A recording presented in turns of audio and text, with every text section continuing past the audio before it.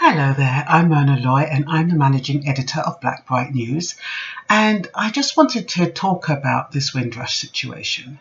Now, people are born here are totally unaware of what goes on outside themselves, and sometimes it's not because we're not interested, it's just because we just go about our business and we don't realise that when you're not born here, you have a lot of obstacles to face. Now, those Commonwealth citizens who came to this country on invitation in between 1948 and 1971 came here by invitation, and they were given the right to remain. Now, they were given the right to remain, but they didn't get any documents. And because they didn't get any documents, when the hostile environment policy came out, that came out in 2012, they had nothing to prove that they were legitimately here. Now, what that hostile policy document does is that it tells people like the NHS and landlords and places of work that you're not allowed to employ anybody or treat anyone unless they can show that they are a British citizen.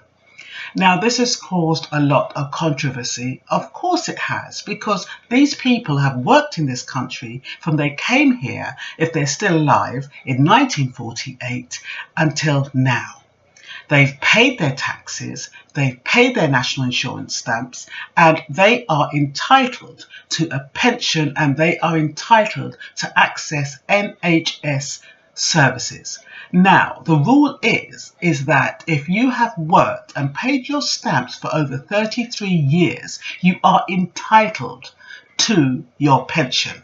Now, these people, these Windrush immigrants who came to this country during that time, are being denied their pension, they're being denied their access to NHS services and treatment, and they've been thrown out of their jobs and deported to a place they've not been to for over 40 years, where they don't have any family there. And they don't know anybody. And on top of that, who's going to want them when they go over there, when they come over there without any money, no resources, just the clothes on their back? Who's going to want to take on that burden regardless of how spiritual, how loving and how caring you are? There will be a few, but not many.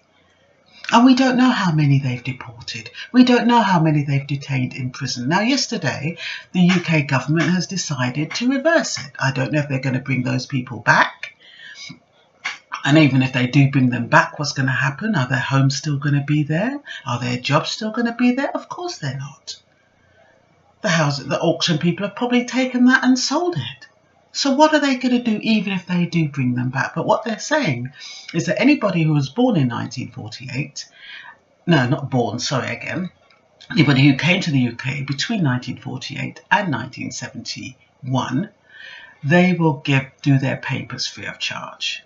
Now, you know, I'm such a skeptic. I don't know if that's a trap just to find out all these undocumented people and ship them off. Who knows? How do you know if you can trust these people?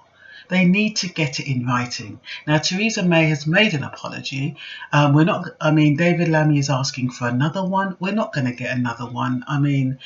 The English, not bureaucracy, but the English stiff upper lip doesn't allow you to be humble or, passionate in your apologies. An apology, you're lucky if you get an apology, actually. So, yeah, we'll have to lay that one to rest and hope that things go well.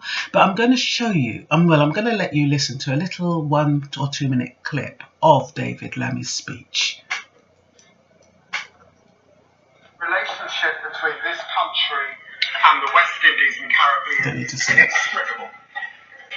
The first British ships arrived in the Caribbean in 1623.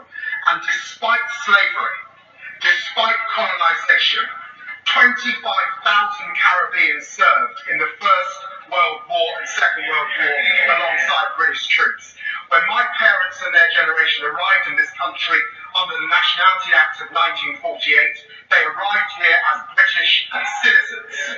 It is inhumane and cruel for so many of that Windrush generation to have suffered so long in this condition. for the Secretary of State only to have made a statement to them on this issue. Can she explain how many have been deported? She suggested earlier that she would ask the High Commissioners. It is her department that has deported them. She should know the number.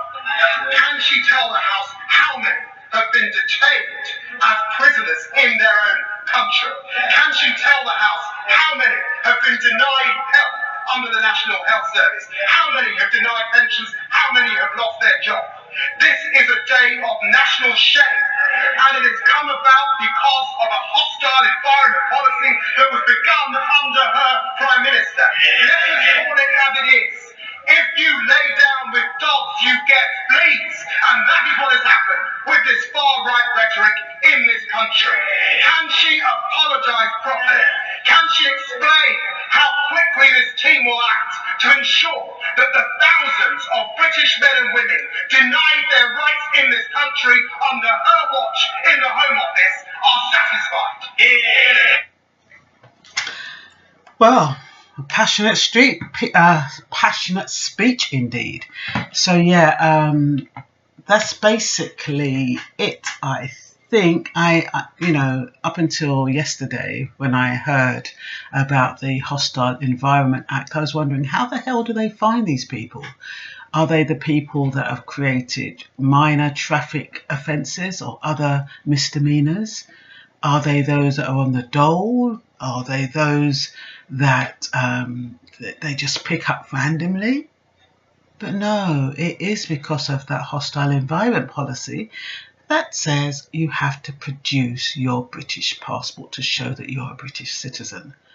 Can you imagine? There was a guy in my earlier video who's got prostate cancer, and he's being denied treatment, and they're telling him that he's got to pay £54,000. He hasn't even got 54 pence. You know, so it is very, very sad. But, you know, we mustn't be surprised. We are constantly surprised. I don't know why we're constantly surprised. Because it's... Anyway, I'm not even going to go on that plane. But anyway, that's all for now. I'd appreciate your comments. If you want to subscribe. I did do one earlier, but it was a bit mundane, a bit drony. So I decided to liven it up a bit. So there's Myrna Loy of Blackbright News, over and out. Bye for now.